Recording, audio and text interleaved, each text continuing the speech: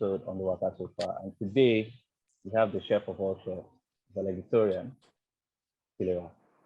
Tilewa, me and Tilewa, and this is background info. And Tilewa, I don't know that your story is different from mine, but me and Tilewa used to work at a financial organization together. I think I think I had seen Tilewa, we worked on the same floor, so I've seen Tilewa across doing her work, strutting about, busy as always.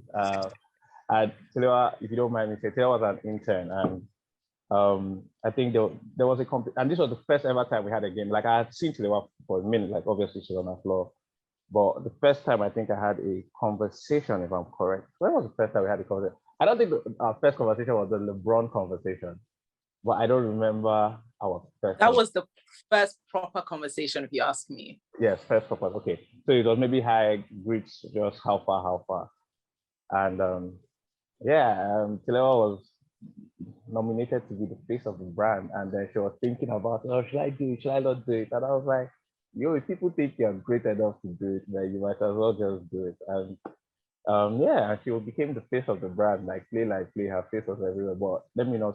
So could you just I think that's it. I think that's it, well. The story was much longer, yes. But yeah, that's how we became, we started talking, yeah. Yeah, thank you so much for that introduction. That made me a bit shy. But just like you said, I can never forget the conversation we had, because I was at a point where I was the only intern running against people that had been in the company for so long. I was like, and you had to vote. So part of the competition was that you had to vote. I was like, no one's going to vote for me. Like, they don't know me. And I remember I went up to you that I barely even knew either. I can never forget. I can never forget the conversation. You said something about LeBron. And that's how the nickname started, like Bron Money. You spoke about how, like just show up essentially. I think what I got from that was, just show up anyways. And, basically like take a bow and just show up. And I remember it was just so, and that's what I did. And it was after your conversation, I was like, you know what, if they've nominated me, I'll show up. I'm not going to back down. And I think you were essentially telling me, don't give up. Don't give up because you're too scared. Like, there are things that will happen in life that you'll be scared. So I was like, oh, and I showed up, and I guess, it paid off. It paid off. So yeah, it paid off. And I remember I went back to vote for you because I was like, obviously, like I was thinking of voting for someone else, because obviously, now I'm saying it, but I was thinking of voting for someone because obviously, like you said, it was like, I've known this person for a while. But after the team talk, I was like, bruh, you can't be Judas Iscariot now. And you can't, but then honestly, but no, I appreciate that. And Tilewa didn't win the competition. I don't think you won the competition, but you were everywhere. I was going to mention that. Yeah, go on. Let me. Do you know what is so crazy, right? And that's why you were so influential in this thing. You were like, at the end of the day, I think you even said to me, you're not going to win. Like, you made it so obvious to me. Let's be honest. Like, let's be honest. These people have gone to training school. They've done this. Like, they know themselves. You're not gonna win, but show up. Like, you come back. Like, you can't just, because I was scared. I think I even cried. I was like, I don't want to know. And the truth of the matter is, I did not win, but I was still chosen as the face. So that's what was crazy, right? Like, it was the fact that show up anyways. Like, just show up. It's not up to you. Like, it's literally not up to you. So I didn't win. I actually didn't win. But I showed up, and I guess, my face was chosen. Her face was chosen. When I say everywhere, she was everywhere. And that her walk she used to do on the second floor was featured in some places, her waka waka. So she was everywhere. But you waka waka. I didn't even know this, and I think someone mentioned it to me, like sticks and grills. Your baby, by the way. We're still getting to that, but Tilewa is a chef. When I say chef of the chef, like, how they say Harvard of food, we go Harvard. This is my food though. This one went to Le Cordon Bleu. Did I get it? Yeah, Le Cordon Bleu. Yeah. Oh, France. But before that, sticks and grills. How did you create that baby? Like, and I know that it's grilled is healthy child. Like, you're very key on health as well, like, not so. How did that baby? And we're in the financial sector, but I think Sticks and Grills was before the financial sector, or did it start at the same time? By the way, okay. So I'll answer two questions again. Thank you for baking me up like this. But So there's actually a story behind Sticks and Grills. In 2018, I went to the hospital and my doctor told me that I needed to eat healthier, that this and that and the other, and I need to eat healthier. And I was saying to him, like, eat healthier. Like, I'm already like quite thin. Like, what do you want me to eat? And he said, okay, try a Mediterranean diet. And I remember when I was looking at the Mediterranean diet, I saw they were doing like quite a bit of grilling fish and stuff like that. They did grills. And I remember thinking, okay, grills, like it's actually a healthier way to eat. And that was the moment I was like, you know what, when I get back to Lagos, I'm going to start grilling stuff that I can eat for myself. And that was how it actually started. I started grilling my chicken, grilling my fish, grilling my sausages. Even when I wanted to eat bacon, I'll grill it because he didn't want me to eat any fried food and stuff like that. And it was that moment that was like, you know what, let me start giving it to my friends to try out. So I would make it. And I always loved cooking anyways. Like cooking was always something I liked, but I never wanted to cook for. I remember I used to stay in Manchester. So I went to uni in Manchester. And I remember I used to say, my friends used to tell me, you should start selling food and, you know, selling to people in the library and stuff. I was like, no, I don't want people to start complaining your meat is too hard. You know, I was just like, please, I don't have that kind of time. Like I'm here to pass. And that was, you know, so that was backtracking to that point, right? And I remember when I started giving it to my friends to taste, they were like, this is nice. Like, this is so nice. Like, make some more. And that was how it started little by little. And I built a brand around it. And the brand is called Sticks and Grills. And the whole concept is that anything you can throw on the grill and anything you can find on a stick. So one thing I also realized was that things that was grilling, I'll put on a stick first. Like when I wanted to try out some new things, maybe prawns or like some meat or some ram or whatever, I'll put it on a stick and I'll throw it on the grill. So what I now also found out is that you can actually put anything on a stick. There was one time I put plantain on sticks and I just threw it on the grill. And I realized that you can be so innovative with this idea, you know, anything, you can throw anything on the grill. That's the truth. Like there's sometimes I can warm food on the grill. That's actually it. Do you know what I mean? So so that's the whole concept.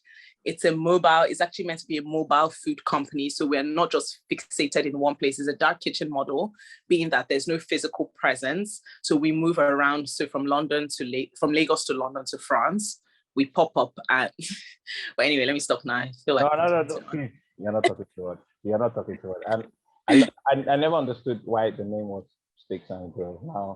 Now I get it. And by the way, international, because on your page, I saw when you were cutting, I believe it was plantain on like in France, and I was like, dude, don't go international. I love it.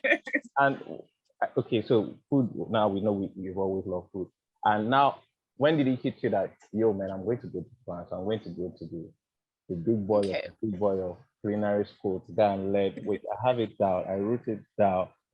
Gastronomy and nutrition and food trends, and also culinary management, like double diploma. Like what now? Ginger did. Well researched. No, I told you I'm a fan. You know why I'm a fan? Like I was interacting with all your quizzes you used to do on your story when you were in France. I was like, let me show that I know. Wow. So as a fanboy, and also I know nothing about wine. Like when you went for your wine classes, I realized that I just drink it and I have no clue what's going on in that glass. Same. Honestly, I was like, wait, what? But to answer your question, and I think you asked, was Sticks and Grills before I moved into financial services? Yes, it was. So Sticks and Grills I moved back to Nigeria in 2017. Sticks and Grills started in 2018. I registered the company in 2018. And that was something I decided to do as well. Let me register the company, even without having like a business model. I was like, let me take the first step. The first step is actually to take this thing seriously by registering the company, and then I'll build from there. So your question was, at what point did I know that I wanted to go to Cordon Bleu? So I decided to leave financial services in 2020, the end of 2020. And when I left, I had no idea what I was doing. Like I did not know where I was going. I just knew it was time to leave that financial service. And it was not because it wasn't doing me well. It was just that I knew that it was time to go. Like you need to know when it's time to go. Yeah. So I left and I took a break. I went on a retreat, actually. I went to Ibadan, to be precise. And I went away and I was like, you know what? By the way, I'm also someone that really, really reverences God. So he has to be my decision. He has to be making. So I remember just thinking, God, what's next? like I've left one next. By the way, sticks and grills was not even in my brain at that point, in the sense that that's what I'm going to do full time. It was always something I did on the side. Yeah. It was always a side hustle, because I mean, Nigeria, you must have at least one side hustle. So for me, it was just like, it was always a side hustle. What I'll do during the weekends, what I'll do like when I have a bit of time, when there are events, it was always a side hustle. So I go away to Ibadan and I'm praying and I'm really thinking, so what's next? Do I go back into financial services? Do I do a master's? Or I remember I had three options. Do I do a master's? Do I go back into financial services? Or do I do sticks and grills full time? And that was the scariest for me. That was my scariest option. I was like, that's probably not what I'm going to do. And I remember I left Ibadan feeling like it is time to take sticks and grills as a business and not as a hobby. Because I always saw it as a hobby, which is what I didn't realize. It was time to actually grow this business to run on its own. So that was the whole idea. Get this business to run on its own, with or without you. God willing, I'll be here for very long. Okay. However, if I'm not, Sticks and Grills should be a legacy. Sticks and Grills should still be able to run with or without me. And that's when I thought about it. I was like, well, do I really understand this restaurant industry? Do I understand culinary industry? Everything I've done is self-taught. Like I go on YouTube, I just teach myself really. I go on YouTube to see a few things, some recipes, but do I understand how to run a business? And I realized the answer is no. Like, who else taught me that? Like, where do I think I'm learning it from? So I remember looking at Cordon Bleu and I was thinking, this is somewhere, like I'd always dreamt of going to Cordon Bleu, like since that 2018, I had dreamt of it. And I remember telling my mom one time that, Mom, I want to go to Cordon Bleu. By this time I was still in the financial service industry. And she was like, Cordon Bleu, like, please go back to work. She was like, no, only Cordon Bleu. And you know how God is so intentional. When I get back from Ibadan, I tell her that, Mom, you know what? I'm going to take Sticks and Grills full time. She said to me, have you heard of that school called Cordon Bleu? My friends and I were talking about it. I kid you not. This is the same lady that said, which Cordon Bleu? She was like that her friends and I, God goes ahead of you, and she was like, I was like, I was like, Mom, that's the school I was telling her. She's like, yeah, I think you should go. I was like, yes, I've been wanting to go. And that was literally everything. And it's so crazy how everything happened in less than a month. Between me applying, between me getting an offer, between me getting my student visa, everything happened in less than a month. There was no time for me to even tell anyone about it. People were like, what? You didn't tell me you were going to France? I was like, everything was happening so soon. But in terms of finding the course, I did gastronomy, nutrition, and food trend because the first thing I wanted to understand was how to substitute food that I liked for food that I didn't really like, and how to actually make those foods very delicious and make sure that I can eat what is my body needs rather than what my body likes, So yeah, that was how I chose. I feel like everything behind my life has a story, like a very interesting. As you should. And I have this picture. Because this picture, me, I was proud. Like I don't know if you can see it properly. Can you see it? Yes, I know that picture. So if you're listening to the audio, this picture, someone got, if I'm correct, Student of the Month. Yeah, Student of the Month. International, man. International. Like I saw it and I was fam, like I was so happy. And it's like, this is somebody I've had 2 serious conversations with, and then just seeing them do something that they really love. Like it was like, nah, I'm just happy, man. This is, when you're seeing somebody win at their own thing, and like, I'm not obviously I don't see the back side. I don't see maybe when you are praying to God or crying or asking God for, like all of us do. But just seeing those wins of like, man, that this person loves making chow and creating an experience in people's tummy, like, and everything is aligning. But how was the transition moving to France, like new country? Like, have you been there before? But now it's different because you're there to stay. So how was the transition process, like being in a new country, like making friends? And also, if I'm being very honest with you, and I'll tie it into that picture that you showed. So moving to France, first of all, I went to France with only one French word I knew, bonjour. That was it. And when I even went there, I realized that no one was, because I used to be like, bonjour. And they're like, no one actually says bonjour like that. Like, no one is so excited to say bonjour like that. So even the one I knew was not even, like, it was barely the right thing, So I went into a country, and that's the thing about taking risks. It was a huge risk because there's Le Cordon Bleu in London, which was would have been the easier place for me, right, to go to. But I wanted to learn the language. I wanted to challenge myself in a new way. I knew I was moving from financial services to culinary. That was already a risk, but I said, you know what? I'm going to push myself even more. Let me go to a country where I don't know anyone. I knew nobody in France. I knew not the language. Like, as a matter of fact, I had barely been there before. I'd only been there once, and it was one day, when you pass through a country. Yeah. So I never actually, stayed in France. And what was the transition like? It was different, but I kept reminding myself that there's a reason why you're doing this. And I say it was different because of the language barrier, first of all, and communicating with people. Sometimes you need to actually just get things done, but you don't speak the language. But what that did was it forced me to speak the language, at least start with the basics, right?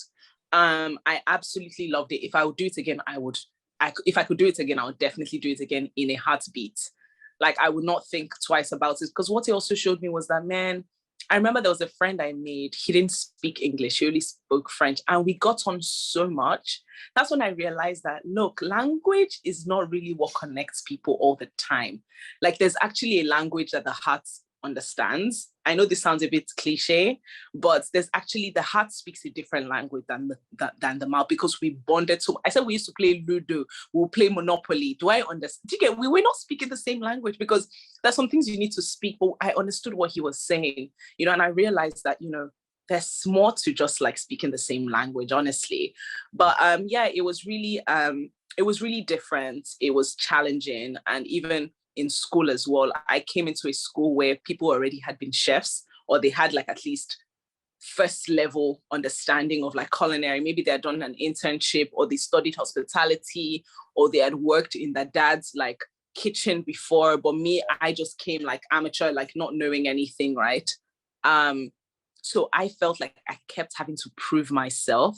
Like I said, you know what? And it's a mentality I have, is the Mamba mentality. Like, I'm going to do better than you. Like, I'm going to train more. Like, I've started playing flag football, which is, by the way, but with that, it's a new sport for me. I'm like, guys, I'm going to train more than the people that have been playing this thing since they were in school, because that's just me. That's just how I am. I've always been that kind of person that I want to do the extra.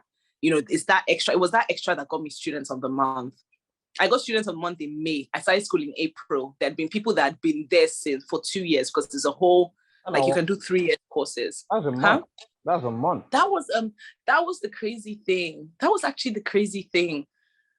But I went in there and they saw my energy. They saw how bad I wanted. Thank you.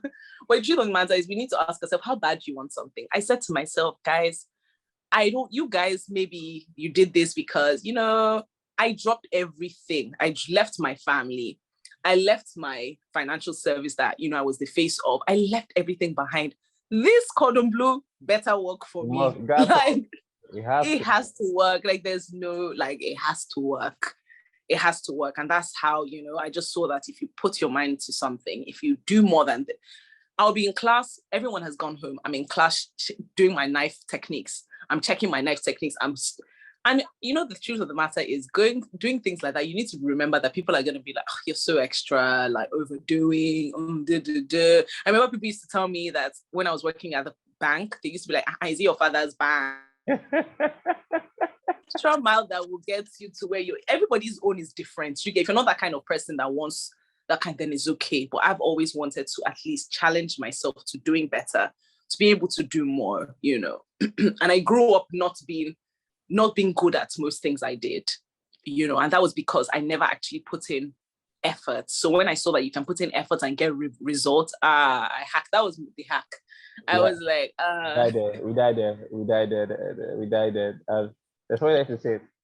Like, hard work doesn't kill. It's stressful. It's like, it's intentional. You're putting in time, but hard work doesn't kill. Like, you go and you go back again. And there's something you said. I don't know that you've read this book, the book of The Year of Yes by Shonda Rhimes, and she was doing everything that scared her. Like, literally a year, she said anything that was really scary, that was what she was going to do. Like, because she was like, she realized that when you do the scary things, like the things that you're not scared about, is like, it's your comfort zone. Do you get what I mean? Like, man, I can do that stuff any day. absolutely. The one that scares you is like, if I put my all in this stuff, like, what happens? And I think I spoke to someone yesterday for an episode, and he was like, now he just wants to do things.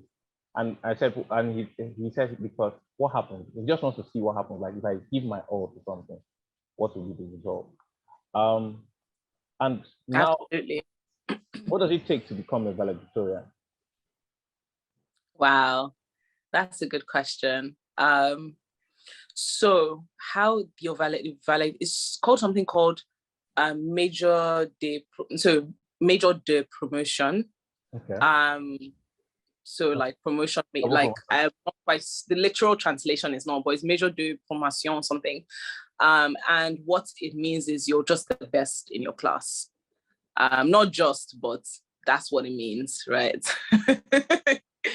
No, but it means that you get I guess you did best in your class, and they don't just choose it based on your grades. They also choose it based on like, there's some people that are smart, but they don't apply themselves application. Because I remember asking my chef, how did this happen? And he said, they choose people and then they speak about it like, okay, why should this person be the best besides obviously your score?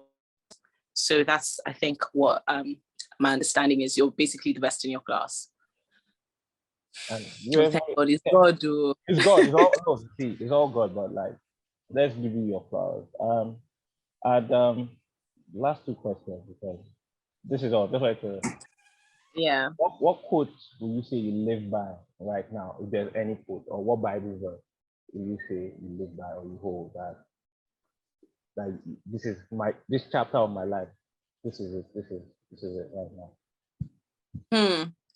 A Bible verse. I think it would always be exceedingly and abundantly above all your heart can ever ask or even imagine. I think it's in Ephesians 3, if I'm being correct. I think Ephesians, and it says he's able to do exceedingly abundantly above, because that is my life. I feel like when I trust God, each time I trust God with something, he exceeds my imagination. Do you know what's so funny? I remember before I moved to France, I was actually having a conversation with my friend and I said, I would just love to live outside of Lagos, like Abuja.